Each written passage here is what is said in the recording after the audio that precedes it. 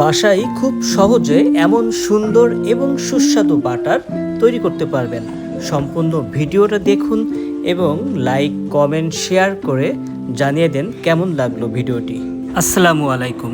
Butter দুইভাবে করতে পারবেন, কাঁচা দুধেরও করা যাবে, দুধ জাল দিয়েও করা যাবে। আমরা দুধ জাল দিয়ে করব এবং জাল দেওয়ার পরে ঠান্ডা হলে সেটা ফ্রিজে রাখবো। সম্পূর্ণ বরফ হবে না, হালকা বরফ, হালকা তরল থাকবে। এই অবস্থায় আমরা দুধটা বের করে ফেলবো এবং বের করার পরে ঠিক আমরা এইভাবে ঝাঁকিয়ে ঝাঁকিয়ে বাটারটা উঠাতে পারি। এইভাবে বেশ 10 মিনিটের মতো যদি ঝাঁকান, এটার বাটার চলে আসবে। এছাড়া ব্লেন্ডারেও করা যায়। ব্লেন্ডারে কেমন বাটার ওঠে সেটা অন্য একটি ভিডিওতে আপনাদেরকে দেখাবো। আজ আমরা এভাবেই করছি। আর আমাদের প্রায় এখানে 6-7 লিটারের মতো দুধ আছে। তো সম্পূর্ণ দুধটাকে যখন ঝাঁকানো হয়ে যাবে, আপনারা দেখতে পাবেন যে বাটার উপরে ভেসে উঠছে। তখন এরকম একটা ছাঁকনি দিয়ে এটা ছেঁকে ফেলতে হবে এবং দেখেন কতগুলো বাটার দেখতে পাচ্ছি আমরা।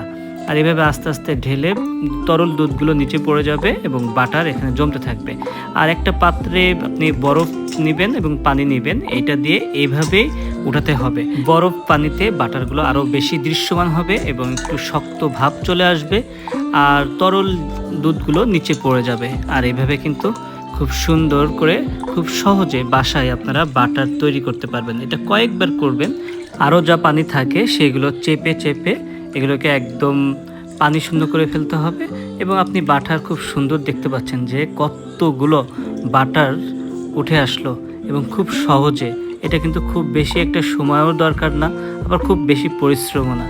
আর আমাদের 6-7 লিটারে মোটামুটি যা বাটার উঠছে সেটা যথেষ্ট, আপনারা দেখতে পাচ্ছেন অনেক পরিমাণ। এবং এটা এত পরিমাণ হেলদি, সুস্বাদু যা আপনি বাজারে পাবেন না। বাজারে যেগুলো পাবেন সেগুলো কতটুকু খাঁটি সেটা নিয়ে সন্দেহ থাকতে পারে, কিন্তু বাসায় যদি আপনি এইভাবে তৈরি করেন খুব অল্প সময়ে কিন্তু অনেকগুলো বাটার পাবেন। আমরা প্রায় 6-7 লিটারে আমাদের হাফ কেজির মতো বাটার চলে আসছে। যদিও এখান থেকে আরও বাটার সংগ্রহ করা যায়।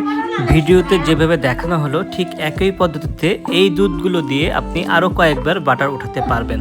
বাচ্চাদের জন্য প্রতিদিন একটু একটু করে বাটার খাওয়ানো খুবই জরুরি।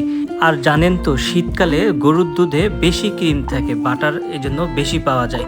আমরা একটু ফ্রিজে রেখেছিলাম এবং ফ্রিজে রাখার পরে এটা বেশ শক্তপোক্ত হয়ে গেছে এবং লুকটা খুব সুন্দর হয়েছে। আমরা বাটারটা একদম র টেস্ট রাখছি। আপনারা যারা একটু সল্ট পছন্দ করেন তারা কিন্তু পিঙ্ক সল্ট মিক্স করতে পারেন। সল্ট বাটারও খুব টেস্ট হয়। আর বাটার যদি আপনার ঘরে থাকে তাহলে খুব সহজে পিনাট বাটারও তৈরি করতে পারবেন, যেগুলো আমরা অনলাইনে দেখি, বাজারে দেখি খুব পরিমাণ দামে এবং খুব অল্প দামে অল্প সময়ে খুব সহজে বাসায় তৈরি করতে পারবেন। আমাদের ভিডিও ভালো লাগলে লাইক কমেন্ট শেয়ার করে জানিয়ে দিবেন।